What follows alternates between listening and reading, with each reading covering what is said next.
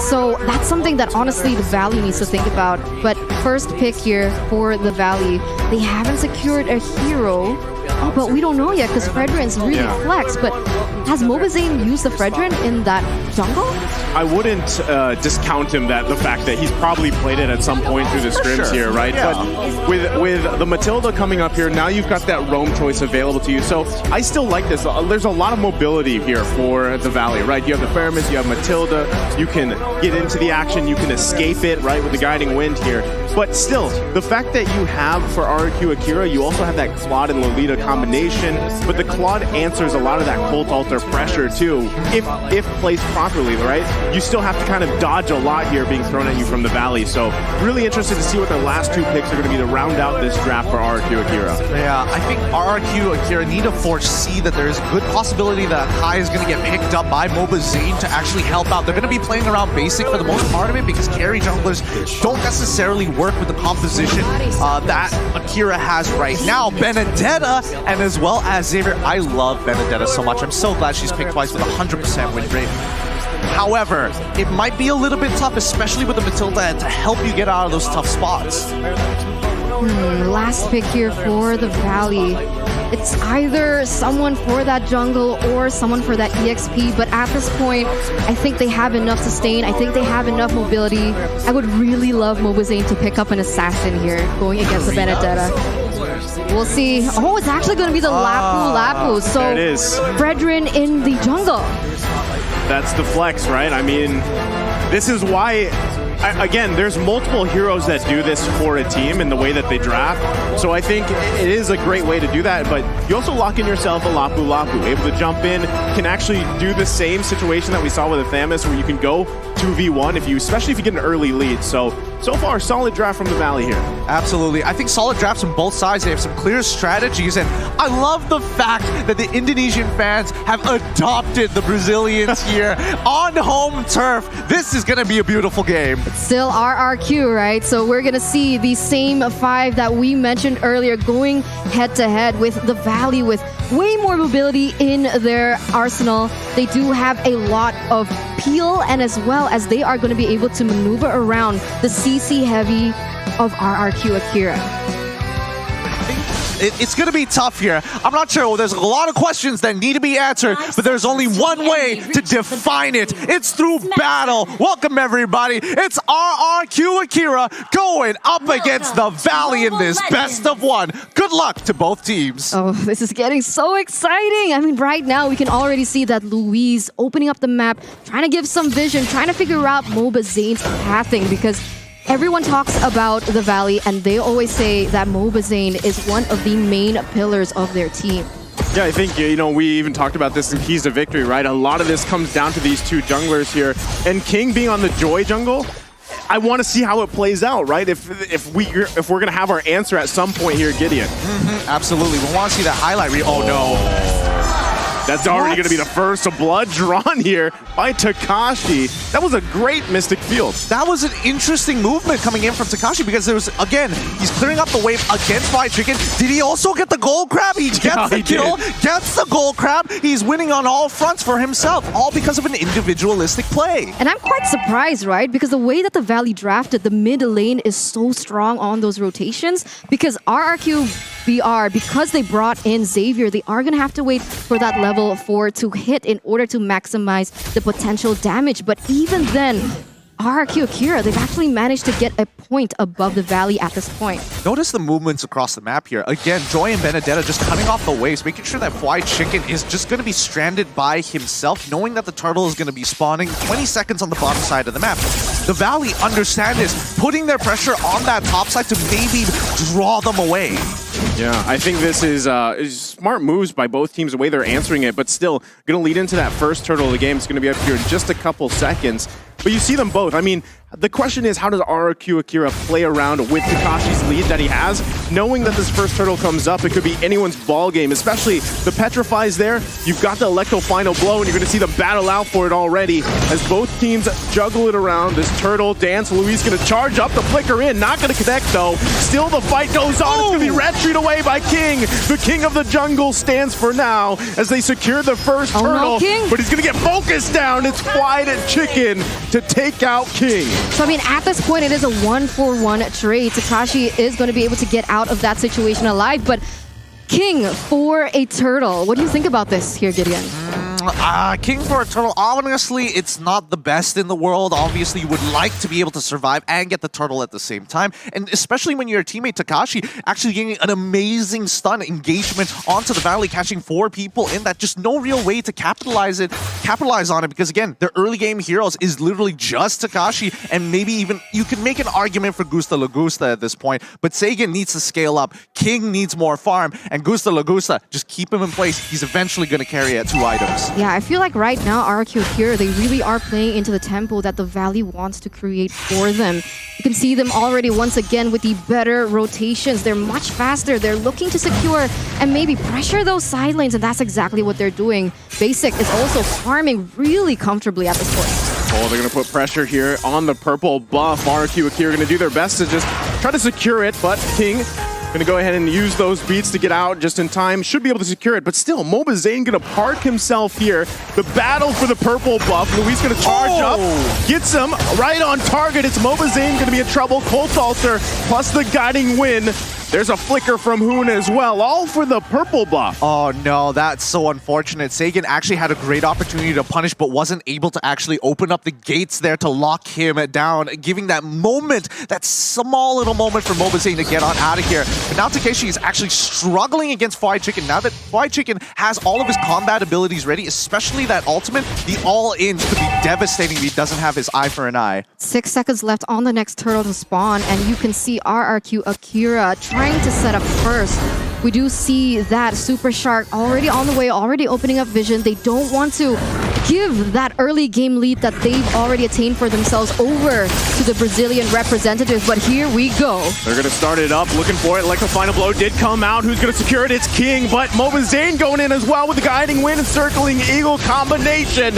King falls again for the turtle. Ooh. It's another trade though. Everybody low on the Valley Shark? as one after another fall. Luis to get the double. Hoon and Fly Chicken the backside. Not going to be enough though, as another member's going to fall here. Fly Chicken only to stand. Man, Beautiful. 3-for-2 trade here, Gideon. What the heck? Yeah, beautifully played by RRQ. I mean, everything you could have imagined worked out for RRQ. The Valley were looking for an engagement. They have to go for it. I think they could have just backed away. The turtle was already gone. But we'll pull up the replay just in case you guys missed the action, and we'll break it down from there. Because number one, the position that we see from the Valley wasn't as good compared to RRQ. And more importantly, once the abilities start running on through, Takashi has already found his kill. Luis and as well as Sagan still alive, being able to overwhelm and out damage, isolating the right targets once Mobazane fell. I mean, Luis is on point so far with these Noon on Blast, really finding the right targets, especially around, I mean, objectively, right? The Valley's going to want to contest those, but they've got to keep a constant eye on Luis, and Takashi being 3-0-1 on this Benedetta too is going to cause havoc as the game goes on. Look how confident he is. He's cutting that deep into the wave, right? I mean, it is pretty much happening on both sides, but still, the upper hand is for Takashi. That's the beauty of the Benedetta, I guess, and we're going to take a little sneak into the emblems, but before we get into that, here's Super Shark getting a little chunked in terms of that health, but I think maybe King wants to go for something here. I think they're still going to put pressure here. Under the turret they go. Ooh. Everybody joining the fight on the top side. Electro Final Blow, the Petrify. Takashi able to get the double. Can't get Hoon. Mobazane a little bit too late to the party. Gets the taunt off, though, with Hoon picking up a kill. But look at the backside. It's Fly Chicken. Finds one for himself. But ultimately now Takashi going to be caught in a position of a 1 versus 3. Does he still commit to it? He bobs, he weaves. Mobazane still sticking to him. Takashi should be able to survive. A 2-for-2 trade overall. A really good setup dive for the side of RRQ. And I think I think RRQ Akira had a really good idea. They should have cut their losses as soon as King was out of position. Back away. You don't need to give anything else, but the Valley's taking one step forward, getting and buying time for White Chicken to jump right into the middle of that fight to even out the score. And now we're going to see once again the setup for the next turtle. But I saw that Gusta Lagusa already had the golden staff as well as basic now. But remember, that is going to be the key item for Gusta Lagusa, as once again, they're going in for an engage. They pull the trigger on Saigon. They push him back here. Oh. They get the turret though. Dawning Light's going to come out. Turtle still work on. Gusta Lagusa though, able to grab a kill for himself. But they do trade the turtle. Nothing too much after that. White Chicken is playing so boldly, running right into the middle of that, knowing that the Golden Staff is already completed, taking a good chunk of damage from the Blazing Duet, and yet he still almost picked off a free kill for himself. 1,300 gold in their hands of RRQ Akira right now. I mean, at this point, I want to know, has the Valley been playing into Akira's tempo right now? But oh, wait a minute. Gusta Lagusa needs to be careful here. Yeah, there's three. Actually, Luis here to help him out, so this might just be a disengage. Luis, though, just there to help Gusta Lagusa out. It's going to be a poke battle back and forth. The rest of the team still in the vicinity, but nothing going to come in out of that just yet. As you were saying, Eterna. Yeah, I just want to know what's happening here. How did RRQ actually pick up the lead? I mean, earlier on, the Valley seemed to have the tempo. They seemed to be confident with what they were doing. Are they playing a little too aggressively into RRQ Brazil? Well, I think it comes down to the draft, right? When we're looking at Benedetta specifically, her relevance and her power, her strength in the earlier stages of game 3, level 4 is already pretty good. Unfortunately for White Chicken, that's not the same for Lapu Lapu. He only feels relevant as soon as he hits level 4 and starts participating in fights, in these fights with the bravest warriors. So the fact that Takashi has already enabled RRQ Akira to get this lead is already great, because that was the toughest part. Now they just need Gusta Lagusa and Sagan to scale up and eventually outscale the Valley. Basic on this carry, yes, he can hyper farm and scale as high as he can, but if he can't get in range, it's still a tough game.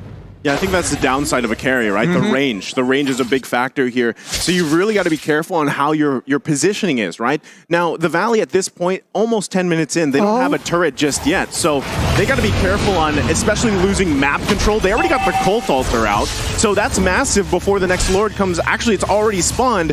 So if RRQ wants to go for it, they have a perfect time. They can brilliant. They can literally start pulling away, allow the Valley to actually move, because they've got priority on both bot and top side. Yeah, they're going to be bobbing and weaving here. The Lord still being worked on, half health so far. Mobazane, though, he is going to be just taking the brunt of this damage. They're going to go on for Super Shark. Sniped down with the Dawning Light. Gusta Lagusa going in. What a petrify from Takashi. Able to find a basic, the perfect target needed. He's going to get cut off, but Luis with a kill for himself. 3 down for the Valley. And they're still going. What a Mystic Field with King for the cleanup. And now it's a Mobazane left alive. And that's going to be the wipe out for the Valley. What a massive play for RRQ Akira. That was insane. The way that they played that team fight was so beautiful, so textbook. And that's going to give RRQ Akira a massive lead. And not to mention this free Lord. I get it now. I get it why you were saying it was like a mini Blacklist International. A lot of their macro play is centralized around one objective, one thing at a time, but covering all of your bases, making it very difficult for the Valley to keep up, even if they're just slightly behind in tempo, which is rather frustrating, because RRQ at this stage of the game are breaking apart the Valley just by looking for these strong engages, and especially keeping your eyes on Sagan. His Mystic Fields have been on point. From start to here. I mean, that's what got them the first blood, right? And this all snowballed Takashi, but they're still going to be focusing here on the bottom side. White Chicken and Mobazane to be the front. They've got the Lord to handle the mid lane eventually, but they might get sandwiched in here for that tier 2. Look at the backside. Takashi goes in, forces them back, and just like that, they're going to lose more space on the map. The front to back, the peel, the damage coming in from that backline from Sagan. You can feel it, and it makes sense looking at the items that he already obtained earlier. But once again, onto the mid lane. Here comes the assault. Lord's going to be handled here. They should be able to clear it up as they hold on to both inhibitor turrets. But still, do they press the issue here? Another Mystic Field. The Dawning Lights have all been on point, like you mentioned. They're just slowly cutting them down, and especially when you have Lord and Power minions, you want to take as much advantage as possible. This is only the very first Lord, so if they get an inhibitor, it's already a big win, and there we go! It's cracked wide open. They're gonna crack it open here. Luis goes in, another Dawning Light. For now, though, it's only that mid-turret. You can still see the rest of the Valley. We're gonna clear these lanes here. They don't want to lose anymore. They're trying to hold on with their dear lives 12 minutes into the game. They need a way to get to the back line of RRQ Akira. I mean, the damage output coming in from Sagan with the Clock of Destiny and the Lightning Truncheon alone is already dealing that much damage here, Gideon. It's tough. It's really tough because if we're thinking about who's going to be playing in the backline to anchor and hunker down for the team, it's definitely going to be Sagan. Oh, no. Oh, all for the purple buff again. They're going to force Zane back. Okay. No one there to help him out. All right, all right. The Valley make a very intelligent decision. Just back away. There's no need to fight right now. 50 seconds away from the Lord, 12 minutes into the game. Your biggest objective is going to be that Lord. But yes, as I was saying, Sagan is going to be the anchor of that backline. You would expect someone like Gusta Lagusta to go in and out of fights. Louise wants to stay in the middle, but then you have Takashi and King. They're allowed to go crazy. And I think that's what's really difficult to get on top of them because you have to go through multiple layers. And even if you gap close, there's a good amount of CC to keep you in place. So what do they do? I mean, at this point, I was like thinking about it, taking a little pause there. How is the Valley gonna enter that backline? Because in theory, with the draft that they had, they do have Super Shark, Big Brother Shark on the Matilda here to dive into the backline with her ultimate, obviously, and bring someone with her as well. Well, the easiest way that they could possibly do this is to get Fried Chicken specifically on Sagan. But wait, a fight's about to break out here. They force Mobazane back, right? But he's going to be able to heal back up here. Still the battle for this Lord. It looks like everybody from each team is going to make their way here for this fight. Meanwhile, Takashi still trying to clear that wave a little bit. Put pressure here. Dawning Light going to be committed. Now Takashi goes in with a Petrify, able to find Hoon, gets the Cult Altar out. Lord whittled down, secured by Gusta Lagusta. And RRQ Akira looking still for a moment if they can. A guiding wind to come out. Still, Basic could get cut off here. Oh! The flicker, perfect spot timing. King finds Basic as he falls. And it's just disaster for the Valley. Hoon trying to saving grace, but he can't. 3 down. 2 in the base here. Fly Chicken finally able to get King out, but it might be too late. Might be too late. Oh my god, that was brilliant by Akira. Louise found that perfect moment, and now they're gonna crack into the base. Only Hoon, only Mobazane is left. This is gonna be dire for the Valley. They're trying their best here, but RRQ Akira gonna be taking a game in match against the Valley. The Brazilian representatives come out on top, bringing down the Valley just a notch here with such an exquisite gameplay. I love it. I absolutely love it. Shout out to you, Cabral. You've done a great job with this team so far. But man, oh man, they already knew what they had to do. They had the foresight. I'm going to get into it a little bit later on. But once again, bask in the glory as RRQ Akira have taken a game off of the Valley. Man, I don't know if it was the marching band buff or the drum buff here, but that was quite the game from RRQ Akira here. And yeah, there might have been a saving grace there for the Valley if the game could have been drug on, but still, even with the tools they had, like you